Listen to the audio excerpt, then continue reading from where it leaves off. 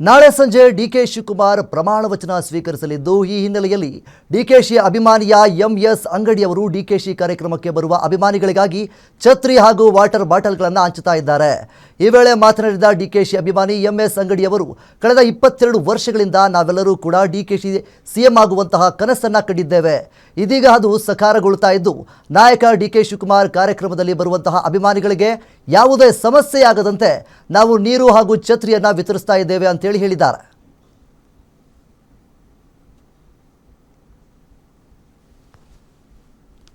Sir, ಇವತ್ತು ನಮ್ಮ ಹೆಮ್ಮೆಯ ನಾಯಕರಾದಂಥ ಮಾನ್ಯ ಶ್ರೀ ಡಿ.ಕೆ. ಶಿವಕುಮಾರ್ ಅವರ ಮುಖ್ಯಮಂತ್ರಿಯಾಗಿ ಪ್ರಮಾಣ ವಚನ ಸ್ವೀಕಾರ ಸಮಾರಂಭ ಇದೆ ರಾಜಭವನದಲ್ಲಿ.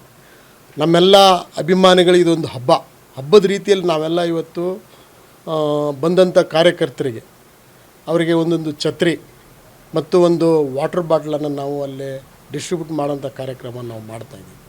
ರಾಜಭವನದ ಹೊರಗಡೆ ಬಂದಂಥ ಕಾರ್ಯಕರ್ತರಿಗೆ ಬಾಯಾರಿಕೆ ಆದರೆ ಅಥವಾ ಮಳೆ ಅಥವಾ ಬಿಸಿಲು ಜಾಸ್ತಿ ಇದ್ದರೆ ಛತ್ರಿ ಇರಲಿ ಅವರಿಗೆ ಸೇಫ್ಟಿಗೆ ಅಂತೇಳಿ ನಾವು ಒಂದೊಂದು ಛತ್ರಿ, ಒಂದು ವಾಟರ್ ಬಾಟ್ಲ್ ವ್ಯವಸ್ಥೆಯನ್ನು ನಾವು ನಾಳೆ ಹೊರಗಡೆ ಮಾಡ್ತಾಯಿದ್ದೀವಿ.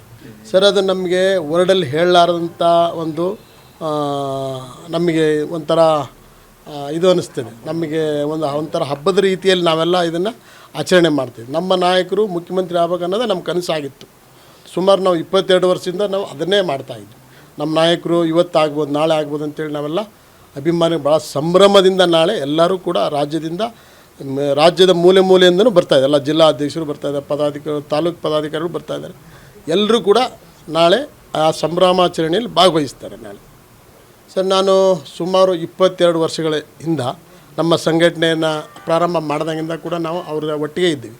ಪ್ರತಿ ಸಂದರ್ಭದಲ್ಲೂ ಕೂಡ ನಾವು ನಮ್ಮ ಸಂಘಟನೆ ಯಾವ ಥರ ಸ್ಟೆಪ್ ತಗೋಬೇಕು ಅನ್ನೋದನ್ನು ನಾವು ಅಲ್ಲಿಂದ ಇಲ್ಲಿವರೆಗೂ ಕೂಡ ಅದೇ ಥರ ಸ್ಟೆಪ್ ತೊಗೊಂಡು ನಾವು ಅವರ ಮಾರ್ಗದರ್ಶನ, ಅವರ ಒಂದು ಸಜೆಷನ್ ಮುಖಾಂತರ ನಾವು ಸಂಘಟನೆಯನ್ನು ನಾವು ಮಾಡಿದ್ದೀವಿ. ನಮ್ಮ ನಾಯಕರ ಒಂದು ಏನು ಆಶೀರ್ವಾದ ನಮ್ಮ ಎಲ್ಲ ಅಭಿಮಾನಿಗಳ ಮೇಲೆ ಇರಲಿ ಅಂಥೇಳಿ ಮತ್ತು ಒಳ್ಳೆಯ ಆಡಳಿತವನ್ನು ನಮ್ಮ ಸಾಹೇಬರು ನೀಡ್ತಾರೆ ಅನ್ನೋ ನಮಗೆ ಭರವಸೆ ಇದೆ ಅಂತೇಳಿ ಈ ಸಂದರ್ಭದಲ್ಲಿ ನಾನು ಹೇಳ್ತೇನೆ. ಈ ನಮ್ಮ ಅಭಿಮಾನಿಗಳ ಸಂಘದಿಂದ, ಅಖಿಲ ಕರ್ನಾಟಕ ಡಿ.ಕೆ. ಶಿವಕುಮಾರ್ ಅಭಿಮಾನಿಗಳ ಸಂಘದಿಂದ ನಮ್ಮ ನಾಯಕರಂಥ ಮಾನ್ಯ ಶ್ರೀ ಡಿ.ಕೆ. ಶಿವಕುಮಾರ್ ಅವರಿಗೆ ಈ ಒಂದು ಅಭಿನಂದನೆಯನ್ನು ನಾನು ಇಲ್ಲಿ ತಮಗೆ ತಿಳಿಸ್ತಾ ಇದ್ದೀನಿ ಈ ಮುಖಾಂತರ. ಸರ್, ಇವತ್ತು ನಮ್ಮ